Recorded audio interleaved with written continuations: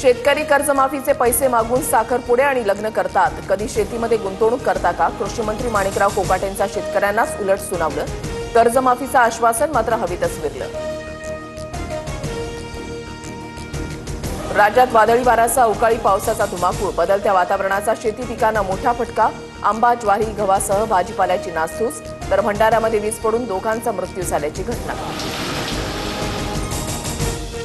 कल्याण, डोंबिवली, अंबरनाथमध्ये वादळी वाऱ्यासह रिमझिम पावसाची हजेरी. नागरिकांची धावपळ. सोसाट्याच्या वाऱ्यामुळे फलक कोसळण्याच्या घटना. रस्त्यांवरील वाहतुकीवर परिणाम. काही भागात वीज पुरवठा खंडित. दीनानाथ मंगेशकर रुग्णालयामधील डॉक्टर आणि कर्मचाऱ्यांनी असंवेदनशीलता दाखवली. ईश्वरी भिसे मृत्यू प्रकरणामध्ये कडक कारवाई करणार. मुख्यमंत्री फडणवीसांचं आश्वासन.